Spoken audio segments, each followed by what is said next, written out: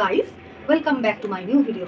তো আমি আজকে নিয়ে চলে এসেছি তোমাদের কাছে একটা নতুন রেসিপি, যেটা তোমরা আশা করি সবাই শুনলেও খুশি হবে।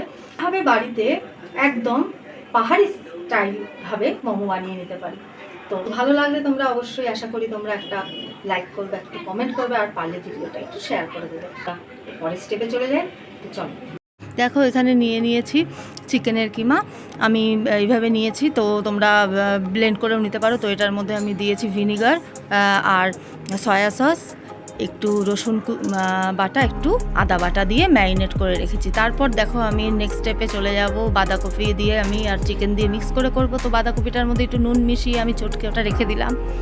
এরপর আমি দেখো ছোট ছোট করে পেঁয়াজগুলো কেটে নেব। কেটে নেওয়ার পর ওটার মধ্যে দিয়ে দেব আদা আর গোলমরিচ। দেখো আমি গোলমরিচের গুঁড়ো দিয়ে দিয়েছি। এইবার আমরা বাঁধাকপির মধ্যে ওই মাংসের যে কিমাটা আছে সেটা আমরা কিন্তু এটার সঙ্গে মিশিয়ে নেব। তার সঙ্গে দিয়ে দেব পেঁয়াজ, একটু বড় বড় ডুমডুম করে একটু কাটা, একটু আদা গ্রেট করা, আর তার সঙ্গে দেব গোলমরিচের গুঁড়ো। আর এখানে গোলমরিচের গুঁড়ো দেওয়ার পর সয়া সস দিলাম, একটু বাটার দিলাম, তারপর একটু আজিনামোটোরও কিন্তু দিয়ে দিতে হবে। তারপর আমি মেখে ওটা রেখে দিলাম। এরপর আমি ময়দা নিয়ে নেব। ময়দার মধ্যে আমি একটু নুন নেব, নিয়ে ময়দাটাকে ভালো করে মেখে নিলাম।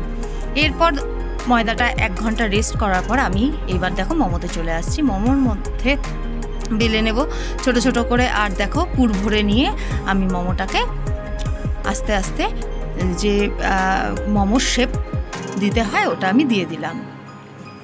এরপর আস্তে আস্তে আমি কড়াইও বসিয়ে দিয়েছি। তার ফাঁকে কিন্তু আমি মোমোর এই স্টেপটা তোমাদেরকে দেখাচ্ছি যে তোমরা কিভাবে মোমোটাকে রেডি করবে।